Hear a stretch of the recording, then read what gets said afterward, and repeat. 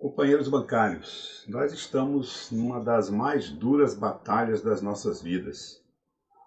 Vivemos um período de trevas, um período de perseguição, governo antidemocrático, retrocessos nos direitos dos trabalhadores, um ambiente muito desfavorável à luta dos trabalhadores, mas que tem resistência, os trabalhadores resistem na medida do possível. E nós estamos aqui diante de um dilema, num momento em que, numa conjuntura dessa, adversa, com pandemia, nós chegamos ao esgotamento das negociações. Obviamente que este acordo, esta proposta de acordo, ela não contempla algumas questões econômicas, questões importantes, mas ela tem o condão, ela tem a qualidade de preservar os direitos fundamentais da categoria bancária.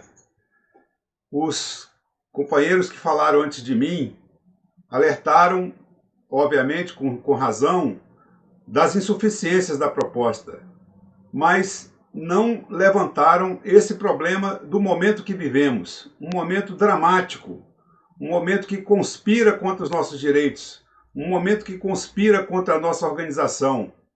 Teríamos força para iniciar uma greve no meio de uma pandemia, com metade ou mais dos trabalhadores trabalhando em casa? Teríamos força para iniciar paralisações nas unidades, com essa pandemia impedindo aglomeração, quando o instrumento da greve é um instrumento coletivo? Creio que não, companheiros.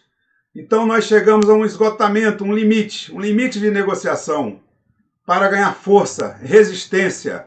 Este acordo nós podemos chamar como um acordo da resistência. Nós não logramos êxito na questão econômica. Parcialmente sim, mas nós precisaríamos mais. Mas para avançar mais nessa proposta, seria necessário uma forte greve, num contexto difícil. Portanto, companheiros, nossa posição da Central dos Trabalhadores e Trabalhadoras do Brasil é pela aprovação do acordo e pela construção da resistência. Vamos nos unir. A unidade dos trabalhadores bancários, junto com os demais trabalhadores de outras categorias, será fundamental para derrotar esse estágio atual de coisas. Nós precisamos derrotar o bolsonarismo. Nós precisamos restabelecer a democracia no país. Democracia ameaçada.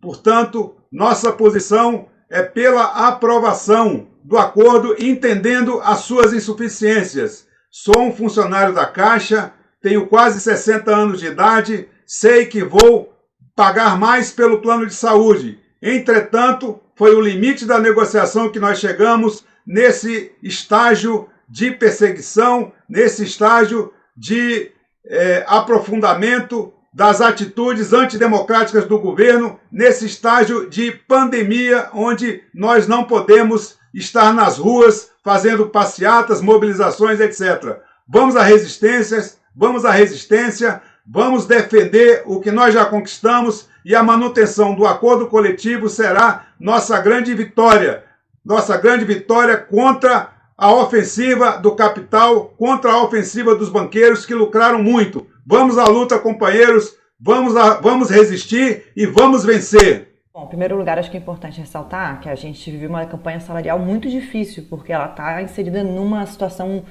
do país e do mundo bastante complexa, né? A gente tem uma crise econômica, uma pandemia globais, e tem no Brasil, ainda para piorar, o governo Bolsonaro, que é um governo disposto a retirar os direitos da classe trabalhadora. Mas a gente acha que, mediante essa situação, a Contraf fez uma opção errada, que foi priorizar a negociação, a luta, e colocou como forma de mobilização as redes sociais, quando, na verdade, apesar de que durante a pandemia a gente teria que fazer luta de uma forma diferente, seria sim possível fazer luta. Então, a gente acha que isso fez com que a gente chegasse nessa situação, onde a gente teve assembleias muito no fim da campanha salarial agora, e que deixam a gente de mãos atadas para assinar um acordo bastante limitado. Porque, obviamente, os banqueiros lucraram bilhões e milhões durante esse período, inclusive receberam dinheiro diretamente deste governo. Então, para a gente é inadmissível assinar um acordo onde a gente tem perdas salariais e, pior ainda, um acordo em que não regulamenta o teletrabalho, que é o principal problema, o principal nó da categoria bancária nesse momento, onde a gente está pagando para trabalhar, tendo que investir em equipamentos de mobiliário, internet, e trabalhando muitas vezes com bastante dificuldade, com jornadas extenuantes em casa. Então, ao não regulamentar isso na campanha salarial, a gente entra numa situação bem difícil. E na Caixa, eu acho que a gente tem uma situação pior ainda. A gente tem o plano de saúde, o Saúde de Caixa, vai duplicar praticamente de valor. E pior do que isso, no ano que vem, quando a gente não vai ter campanha salarial, vai ser feita uma transição para a regulamentação do CGPAR 23, que na verdade significa a destruição do nosso plano de saúde. A gente acredita que a gente deveria ter aproveitado essa campanha salarial para ter feito com a população que está indo para as agências em busca do auxílio emergencial o debate da necessidade da defesa da Caixa contra a sua privatização. Há anos que o movimento sindical vem enfrentando iniciativas de digitalização e teletrabalho por parte dos bancos. Durante a pandemia, a gente teve que aceitar um expediente diferente que foi implantado de forma completamente atabalhoada pelas empresas. Agora é preciso garantir cláusulas de proteção e evitar que os bancos avancem nesse projeto. Não dá para deixar para discutir isso depois. Deixar para discutir isso depois é dar vantagem para que os bancos avancem no projeto que eles já queriam implantar antes. Ainda sobre a pandemia, é preciso discutir a questão das horas negativas e das férias que foram antecipadas, que faz com que o funcionalismo deva tempo de trabalho para as empresas. Isso é um absurdo que precisa ser revisto na mesa de negociação. No acordo específico do Banco do Brasil, há uma cláusula muito problemática sobre o intervalo entre a jornada, que é colocado como de aceite voluntário pelo funcionário, individual. Mas nós sabemos que com a pressão feita pelo gestor, ela vai ser utilizada em muitas situações para pressionar o funcionário a ficar mais tempo à disposição do banco e assim evitar o pagamento de horas extras. Vai ser pressionar o funcionário para se dedicar mais tempo sem a justa compensação financeira. Também a aceitação de uma perda de direito em relação aos abonos à assiduidade, em que mantém a regra para 2020, 2021 e aceita a perda de acordo com o desejo do banco para 2021, 2022.